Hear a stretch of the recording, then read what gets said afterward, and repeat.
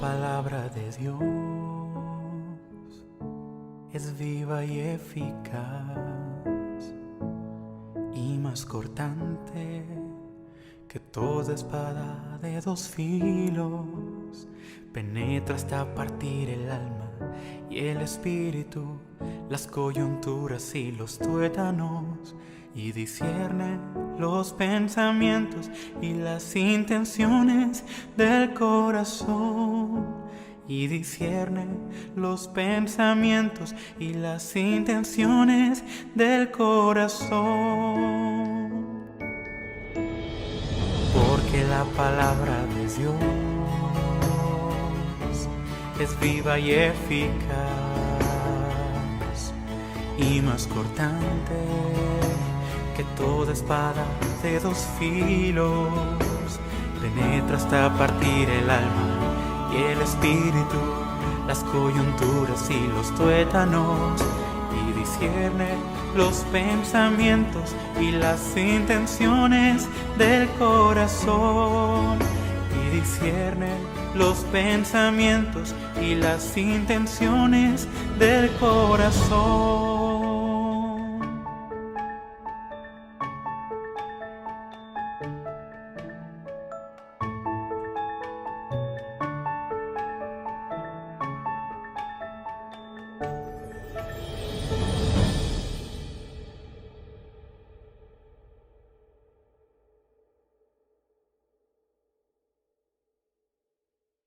Buenas tardes, hermanos. Pues para dar inicio a la alabanza me gustaría dejaros unos versículos que se encuentran en el libro de Hebreos, el capítulo 10, los versículos del 16 al 18. Este es el pacto que haré con ellos después de aquellos días, dice el Señor. Pondré mis leyes en sus corazones y en sus mentes las escribiré. Añade, y nunca más me acordaré de sus pecados y transgresiones, pues donde hay remisión de estos, no hay más ofrenda por el pecado. Pues podemos descansar y esperar en el Señor y rendirnos a Él, sabiendo que Él ha pagado una vez para siempre por nosotros y nos ha abierto un camino nuevo y vivo a través de su muerte en la cruz, de derramar su sangre por cada uno de nosotros. Pues bendiciones, hermanos.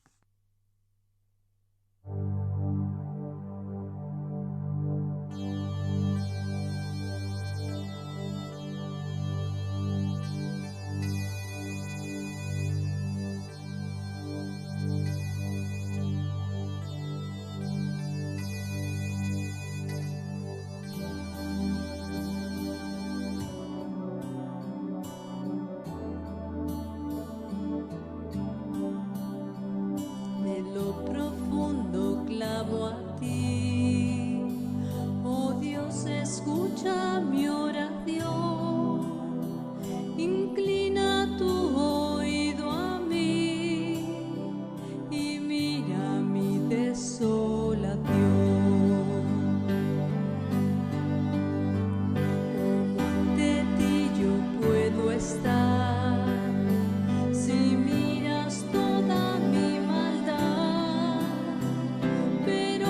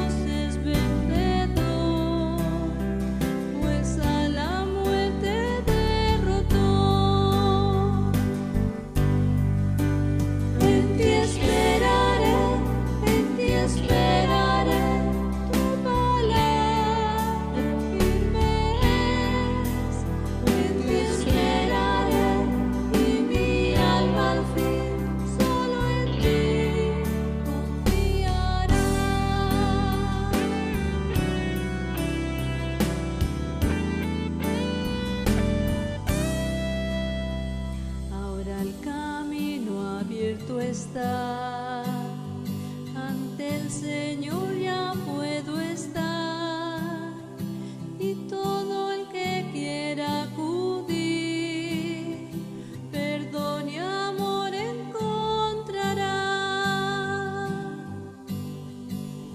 En ti esperaré, en ti esperaré, tu palabra firme es. En ti esperaré y mi alma al fin solo en ti confiará. En ti esperaré, en ti esperaré, tu palabra firme es. En ti esperaré y mi alma al fin solo en ti confiará.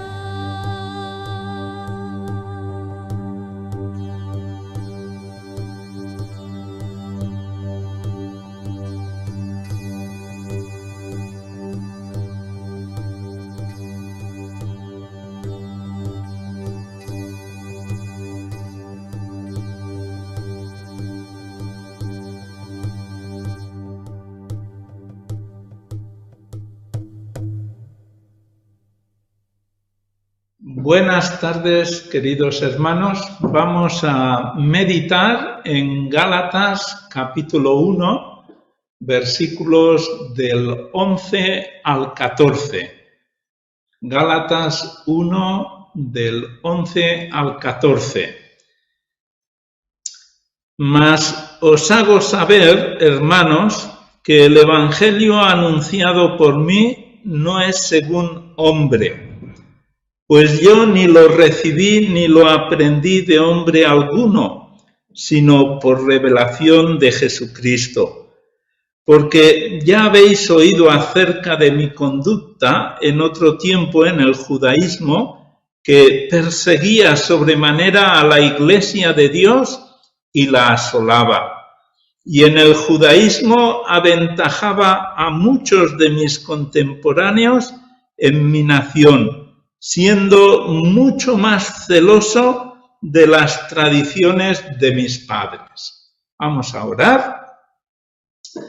Señor, queremos encomendarte este tiempo y la meditación en tu palabra para que sea provechosa para la edificación de nuestras almas y podamos conocerte más y mejor y podamos apreciar la obra de tu Espíritu en nuestra vida. Así te ruego y te suplico tu ayuda para este tiempo. En el nombre del Señor Jesucristo. Amén. Contemplamos en Gálatas parte del testimonio de Pablo. Pablo tenía su propio testimonio, como cada uno hemos de tener nuestro propio testimonio. Y él explica su antes y su después de su encuentro con el Señor Jesucristo.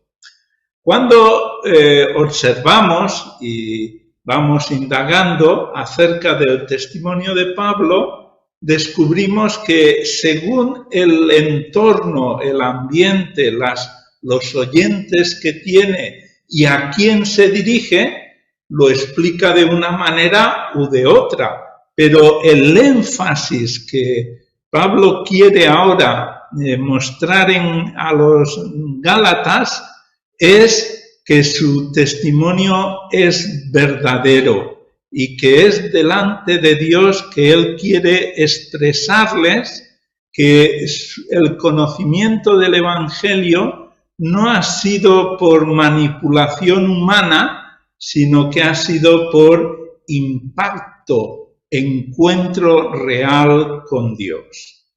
Y esto es lo que expresa. Si fuéramos a 1 de Timoteo 1, él lo expresa hablando de su forma de hacer blasfemar, de perseguir y de hacer injuriar a aquellos que son seguidores de Cristo.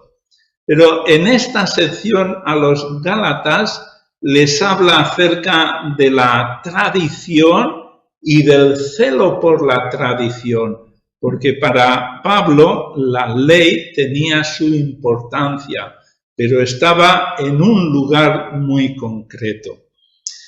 Y de la misma manera que Pablo tiene su testimonio, pues un servidor también tiene su testimonio. Y en este momento lo que yo quisiera es que conocierais mi testimonio, cómo encontré a Cristo y mi vida fue transformada y cambiada. Y esto tuvo lugar cuando en mi niñez, cuando yo tenía 10 años, pues falleció mi abuela.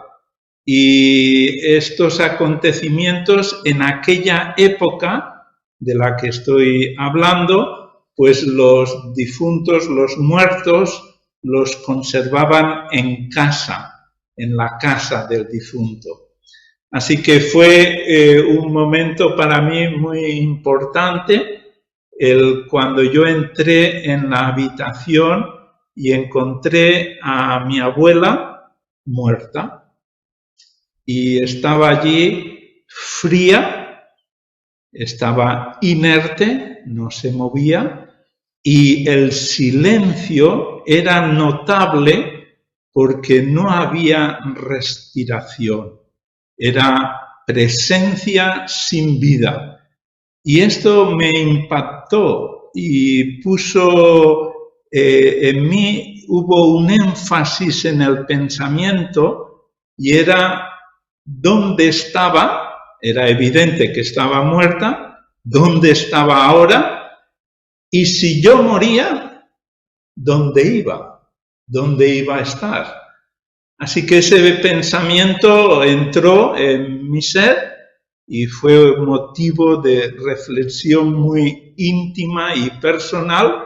Estamos hablando de un niño de 10 años y a partir de ahí empezó un interrogante y una búsqueda acerca de la respuesta.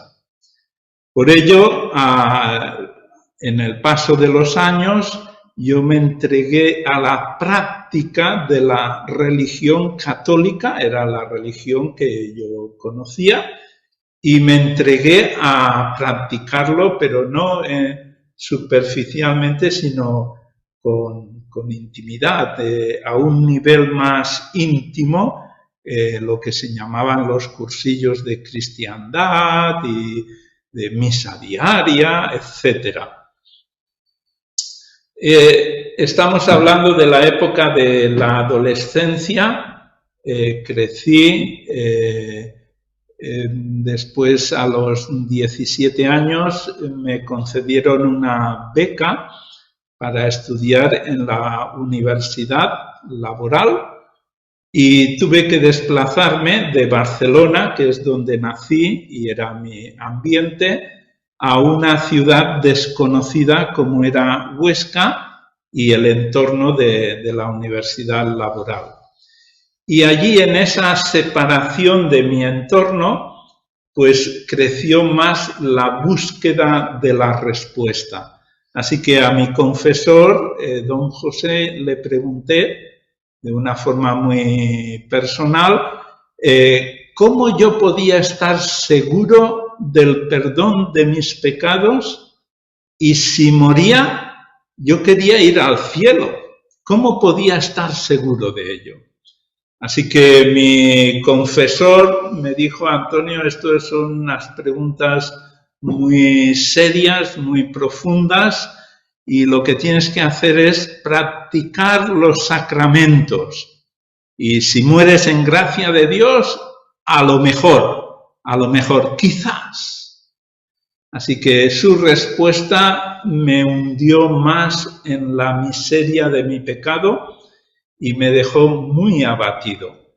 Y en esa época, paseando por la ciudad de Huesca, un domingo alguien me dio un papelito que yo guardé en mi bolsillo, lo guardé sin mirarlo, pero al día siguiente, en la hora del estudio, mi compañero estaba leyendo el papelito, le habían dado otro igual a él.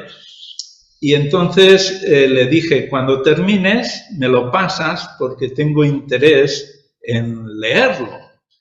Así que cuando él terminó de leerlo, pues lo que hizo fue levantarse, ir a la papelera, trocear el papelito y tirarlo.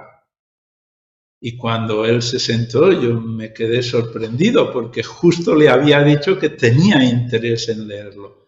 Así que me levanté, fui a buscar a la papelera todos los trocitos, los recogí y me senté, compuse el puzzle y de ahí lo que hice fue leer el mensaje de ese papel.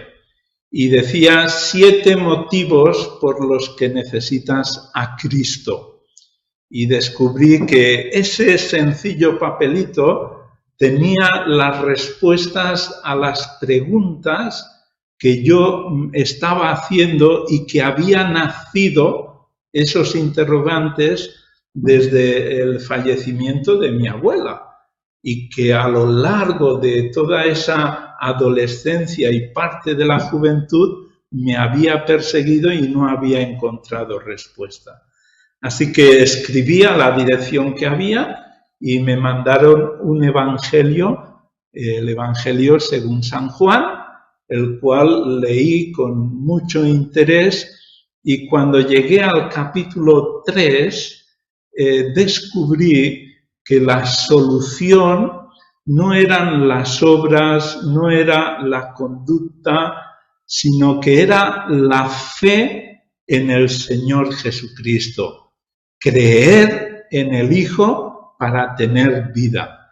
Así que recuerdo que estando fuera de los dormitorios de la universidad, en el campo, que era entonces como una especie de desierto, en el único árbol que había, allí entregué mi vida al Señor Jesucristo.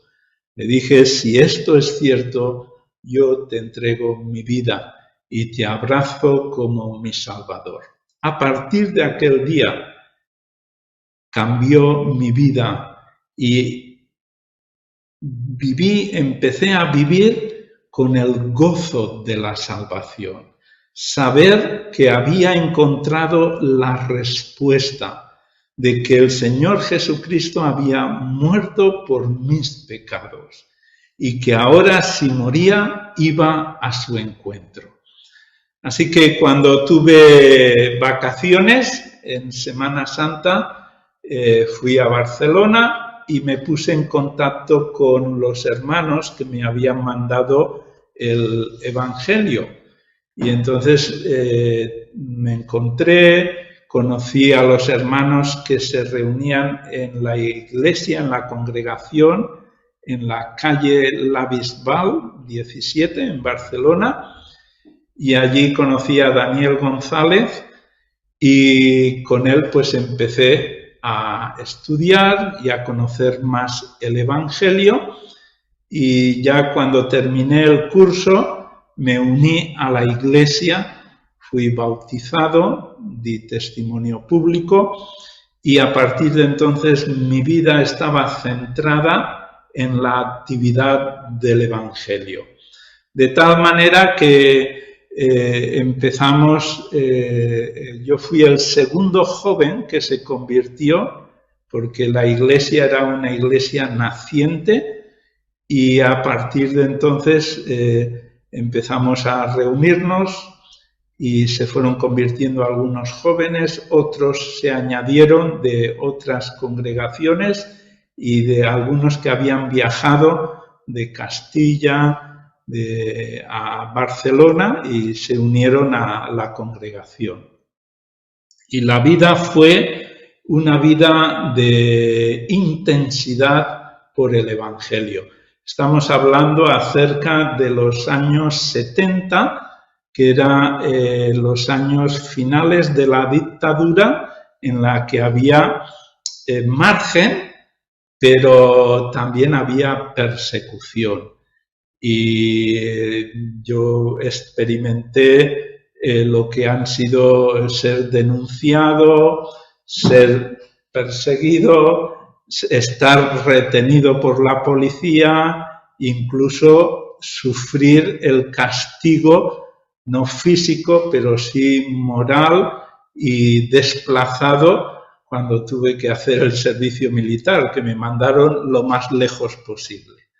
Pero eso es como una anécdota de cómo vivir por el Evangelio conlleva los sufrimientos y el dolor, pero que no importa, porque cuando uno conoce al Señor Jesucristo, la pasión de su vida y la entrega es para servirle y para glorificarle. Mi interés en mis estudios fue estudiar arquitectura, y cuando me convertí en ese año tomé la decisión de cambiar y dejé los estudios para unirme al grupo Operación Movilización, que era la iglesia local colaboraba directamente con este grupo para evangelizar. Y con él pude viajar hasta la India. En el viaje a la India fue en el barco Logos, que su misión era alcanzar los puertos con literatura cristiana.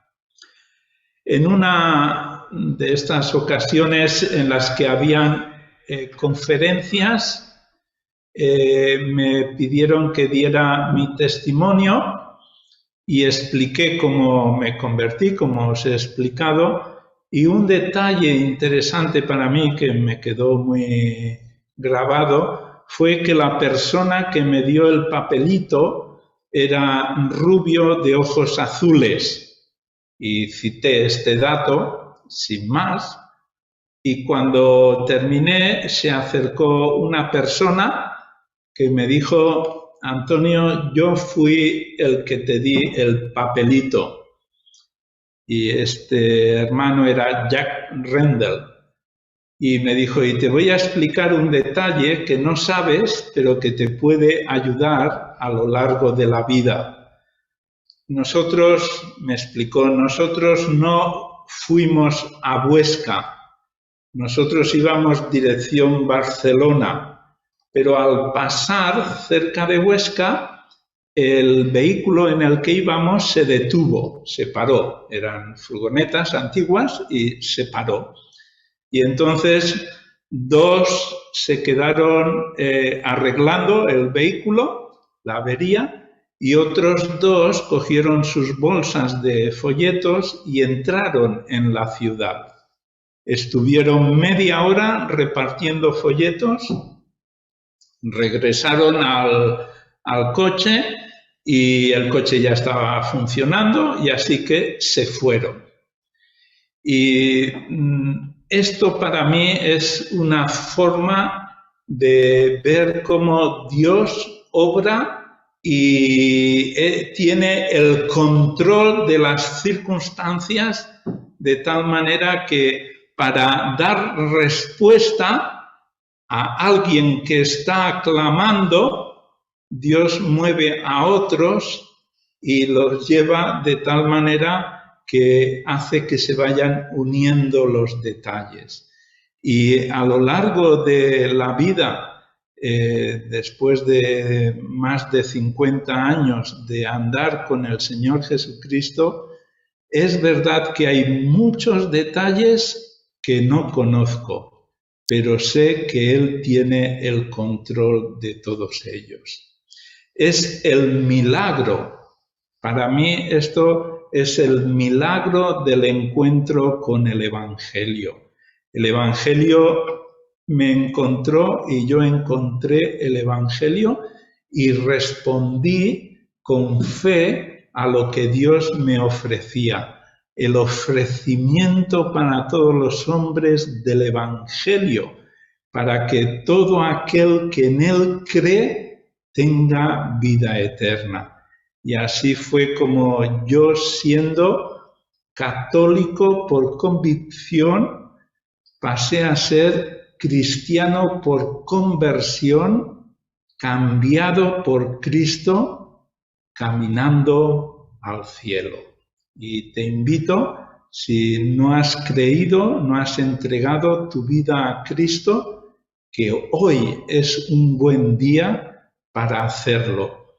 Y si ya lo has hecho, es un buen día para tomar compromisos para seguir en fidelidad al Señor Jesucristo.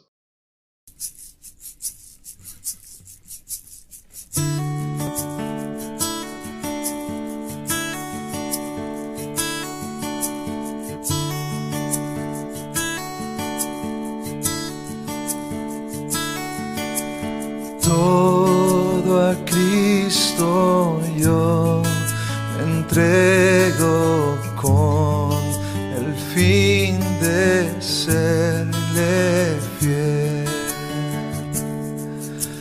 Para siempre quiero amarle y agradarle solo a Él. Yo me rindo a Él,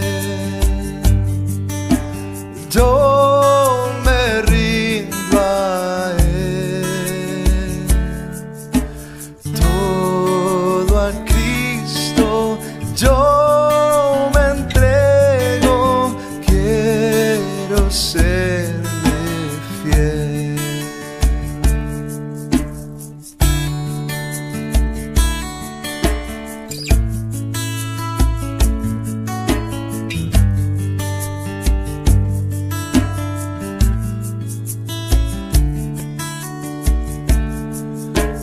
Todo a Cristo yo me entrego con el fin de serle fiel. Para siempre quiero amarle y agradarle solo a Él. Yo me rindo a Él, yo me rindo a Él, todo a Cristo yo me entrego, quiero serle fiel. Yo me rindo a Él, yo me rindo a Él,